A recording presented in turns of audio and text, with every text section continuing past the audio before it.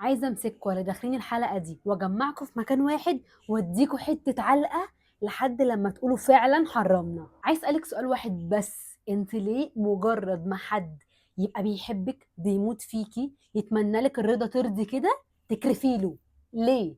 ومجرد ما نلاقي واحد مطلع عينك رايحه على القريب والغريب تشتكي ويا عيني ماشيه في الشارع خلاص هتتجنني عشان انت قد ايه بتحبيه وبتجري وراه وهو كارفلك ولا معبرك، انت بتحبيه وهو ده مفيش غيره والمستحيل احققه معاه.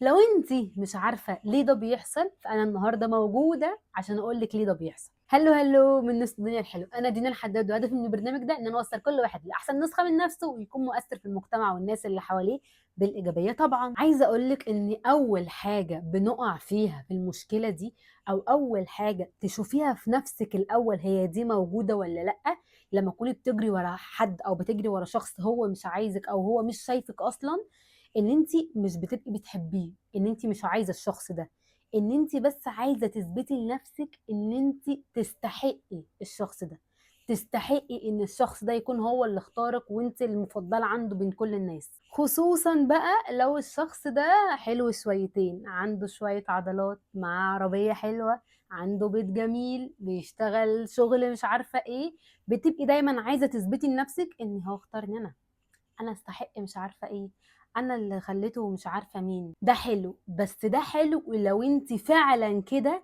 مش لو انت فعلا بتعملي كده عشان تثبتي لنفسك كده. يعني هفهمكم بالراحه.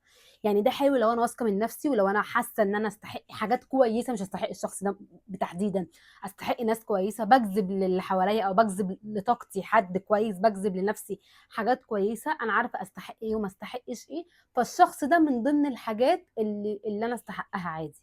ما بقاش انا مقصره في كل الحاجات اللي حواليا وشايفه ان انا ده لو اختارني هحس ان انا كبيره قوي، هحس ان انا قيمتي عاليه قوي، هحس ان انا جامده وما حصلتش. احنا كده قلبنا الموضوع، كده بقيتي رابطه قيمتك بشخص، مش رابطه الشخص بقيمتك. يعني لازم نختار الشخص عشان احنا نحدد الشخص ده يستحق ان هو يدخل حياتنا ولا لا، احنا سامحين له ان هو يدخل حياتنا ولا لا، عند الليفل بتاعنا ولا لا.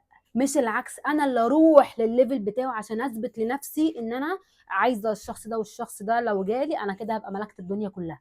معادلتك غلط يا استاذه، عيديها من الاول وجديد. تاني حاجه بقى، وده 90 100% من الناس بتقع في نفس الحاجه، ان احنا دايما قوي بنحب نجري ورا الحاجه الصعبه، الحاجه المستحيله، المستحيل فين وانا هحققه.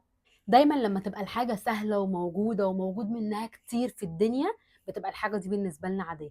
زي الصحه كده، ان احنا طول ما احنا كويسين وطول ما احنا عاديين الحمد لله احنا تمام، يعني ما عندناش مشكله او حاسين ان يعني لسه في حاجه ناقصه، بس مجرد ما يحصل لنا اي حاجه صغيره، مجرد ما نتعب شويه يجي لنا شويه برد، بنعرف فعلا قد ايه الصحه دي مهمه واهم حاجه في الدنيا. نفس الكونسبت بالظبط، احنا قدامنا شخص بيحبنا، عايز لنا كل حاجه، شخص محترم، شخص ايا كان، لا مش حسان، لا مش حابب يكلمني كتير، مش عارفه ايه، بيحبني ورد، لا مش قادره مش عايزه. فبالنسبه لنا ده لا، واحد بقى كارف لنا حرفيا، اللي هو ما بيردش عليكي، ما بيكلمكيش، ما يعرفش انت فين، ما يعرفش عيد ميلادك امتى، ما يعرفش انت بتنزلي ولا ما بتنزليش، ما يعرفش انت شغاله فين ولا شغاله ايه، الدنيا على الله كده، بس انت حاسه ان هو ده، هو ده اللي انا محتاجه اجيب منه ادم وليلى، هو ده مفيش غيره. اخطر حاجه بقى فعلا في الموضوع ده ان انت ممكن تكوني متعلقه بنسخه مش هي الشخص اللي موجود قدامك. يعني انت شايفه شخص معين، انت خلاص الشخص ده انت مخطوبه له، مش هقول متجوزه لان خلاص هتكوني رحت للموضوع، لا هقول لك ان انت مخطوبه له او حد انت لسه في بدايه التعارف معاه. الحد ده فيه عيوب كتير قوي وعيوب كتير قوي واضحه، وانت بالنسبه لك دي مش هينفع، مش تنفعني، بس انت ماشيه ورا حته ان انت هيتغير، هيبقى كويس، عارفه بقى لو فهمني بس هتبقى الدنيا تمام قوي، عارفه بس لو مش عارفه عمل ايه احس ان انا طايره، عارفه بس لو يتعدل في الحته الفلانيه دي احس ان الدنيا خدت الدنيا وما فيها. مش هو، مش هو اللي انت عايزاه، مش كل المميزات وكل العيوب مش هي اللي مناسباكي. فانت هنا متعلقه بالشخص اللي في خيالك مش الشخص اللي موجود، ومش عايزاك تحاولي تغيري حد في الحاجات البيزكس اللي انت يعني دي بالنسبه لي او لا، مش هينفع، لان لسه في حاجات كتير قوي هتبقي محتاجه تغيريها. لكن الحاجات الاساسيه ما تقعديش تحاولي فيها، لان انت على ما تحاولي فيها هيكون في حاجات تانية كتير قوي ظهرت، فتحسي ان انت شخص كامل عايزه تغيريه، وهو كمان هيتخانق، هو حد معين في حاجه معينه، يعني خلاص هو اتربى وعرف وعاش في حياه معينه وفي ستاندر معين، طباع معينه، ما تجيش بقى انت تغيري الطباع دي كلها انك تكوني بتغيري شخص كامل. فلا هو هيقبل ده، يا اما هيكون مخنوق منك وهو بيعمل ده، يا اما هيكون بيحبك بقى قوي وربنا ميسر لك الدنيا وهيتغير. بس انا ما شفتش النوع ده قدامي. حاجه بقى انا بجد مش عارفه اجيبها لكم ازاي، في ناس بتحب ناس عشان امكانياتها، يعني شخص عنده عربيه حلوه، عنده بيت حلو، عنده شغل حلو، شكله امور، شعره مش عارفه عامل ازاي، جسمه مش عارفه عامل ازاي، ليه نظرات مش عارفه عامله ايه، فهوب انا حبيته. طب يا بنتي الشخص ده مناسبك؟ لا. طب يا بنتي الشخص ده فيه الحاجات اللي انت عايزاها؟ لا. طب يا بنتي مش عارفه ايه؟ لا. طب انت هل انت كل الحاجات دي مهمه، مش هقول لكم على فكره ان هي مش مهمه، الحاجات دي مهمه، بس لو الاساسيات اللي انت محتاجاها مش في الشخص ده وهو عنده بقيه الحاجات، مش هيناسبك برضه.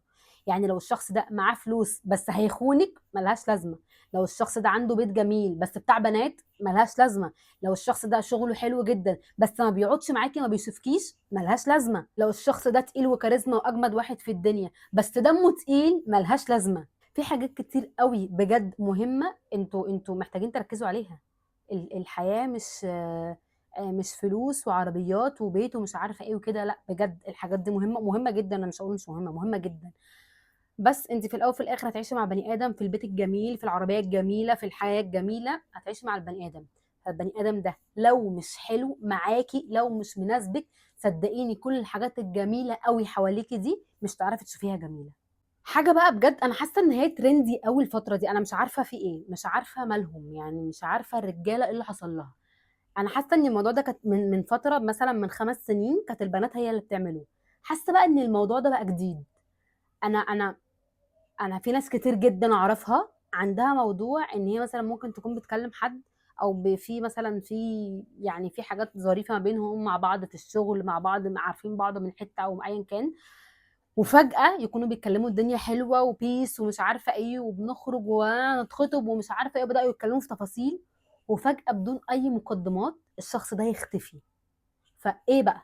ايه الكلام؟ مش الحاجات دي كانت بتاعت بنات يا جماعه ولا ايه اللي حصل؟ حد يفهمني بقى النقطه دي، عشان بجد انا حاسه بعبط كده، لما بجد لما حد يجي يقول لي كده بحس بعبط. فانا مش فاهمه يعني ايه ما تقول مش عايزه اكمل، ما تقول مش حاسس ان احنا مش نفس الحاجه، حاسس ان احنا مش، لا مش هننفع في الحته دي، ما تيجي نبقى نخلي علاقتنا، ما تقول ايه اللي هيحصل، يعني قلت ايه اللي هيحصل، ما تقول يعني ايه اللي هيحصل.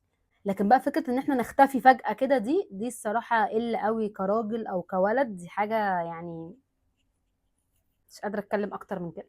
عايزه بقى بجد اقول لك كلمتين بجد من اختك الكبيره، من اختكم، من مامتكم، من ايا كان، بجد كلمتين والله العظيم انا كان نفسي قوي حد يمسكني من شعري ويقعدني قدامه ويقولهم لي. خليكي عارفه قيمتك كويس جدا جدا جدا جدا، وابقي عارفه انت تستحقي ايه وما تستحقيش ايه، وخليكي عارفه ان انت مش معنى ان انت بتحبي حد ان انت تبقي كتير على حد، بمعنى اني مش انا بحب حد معين فانا هفضل طول الوقت اكلمه، هفضل طول الوقت احبه، هفضل طول الوقت اجيب هدايا، هفضل طول الوقت هبقى ملزقه، هتبقي ملزقه، فما تبقيش ملزقه. مفيش حد في الدنيا بيحب الشخص الملزق، ما تبقيش ملزقه. ولو في شخص للحظه حسيتي منه ان انت بتسالي نفسك سؤال، هو الشخص ده كتير عليا؟ هو انا فعلا استاهل الشخص ده ولا لا؟ هو انا فعلا زي ما بيقول انا كتير عليها، او انا يا بنتي انت كنتي تتمني، ولا انت ايا كان بقى النوع من الكلام ده، سيبيه دلوقتي حالا في الفيديو، روحي سيبيه وتعالي لي. شخص سابك، بعد عنك، قالك مش عايزه اكمل، اختفى من حياتك، قفل الباب في وشك، ما تفضليش بقى نجيب صحابنا وهنفضل نخبط على الباب عشان يفتح الباب، ان شاء الله ما فتح، ما تروحي تشوفي باب تاني يا حبيبتي، وروحي دوري على باب تاني، شوفي مستقبلك، بصي لحياتك، بصي لدنيتك. لكن ان احنا بقى نفضل قاعدين جنب الباب لحد ما يتفتح، مش هيتفتح، مش هيتفتح. ولو اتفتح هتبقي مهزقه، فما تبقيش مهزقه. لملمي اللي باقي من كرامتك قدام الباب ده وخدي بعضك وامشي، وانا اللي بقول لك هتكسبي نفسك قبل ما تكسبي اي حاجه في الدنيا. بطلي تجري وتعافري وتحاولي مع ناس هم مش عايزينك، هم مش شايفينك. اللي مش شايفني مش هشوفه، اللي مش عايزني مش هعوزه. اوعي اوعي في يوم من الايام تفتكري او تفكري ان لو الشخص ده قالك انا مش عايزك وانت حاولتي لحد لما رجعتي له، ان الشخص ده هيفضل يحبك زي ما كان قبل كده. مش هيحصل. مش هيحصل، وباكد لك من هنا لحد السنه اللي بعد اللي جايه. لا يمكن. خلاص بتقلي درجه عشان بقى راجع لك وبقى انت صعبانه عليه. لسه مش عايزه ابدا مع حد من الاول. انا ما خلاص اتعودت عليها. هي موجوده على الرف. فليه ما تبقيش موجوده على الرف؟ ما تبقيش انت الشخص اللي على الرف، خليك انت الشخص الاساسي اللي في الدنيا. سيبي دايما الباب مفتوح، اللي عايز يمشي يتفضل، ما تقفليش الباب ابدا على حد. اللي عايز يمشي يتفضل، وتبقي عارفه ومتاكده ان اللي هيخرج من بابك هيبقى هو اللي غلطان وهو اللي ندمان، مش انت اللي هتبقي ندمانه ابدا. انا عايزاكي توصلي لده، عايزاكي تبقي كده فخوره بنفسك وعارفه قيمتك وعارفه انت قد ايه جميله وانت قد ايه حلوه، وانت تستحقي فعلا ان في شخص جميل او ناس جميله تبقى حواليكي. مش بنتعلق في قشايه عشان شخص يفضل معانا. ما تبقيش الشخص ده. اخر حاجه عايزه اقولها لك، مش كل شخص نفسك فيه ينفع تخسري نفسك عشانه. اوقات كتير قوي انك تكسبي نفسك بتبقى اهم من اي شخص في الدنيا. عايزه اقول لكم على حاجه الاول قبل لما نقفل الحلقه. عايزه اقول لكم ان انا عايزه اغير الديكور بتاع الاوضه بتاعتي اللي بصور فيها، وعايزه كده، حاسه اني عايزه اعمل شويه ديكورات.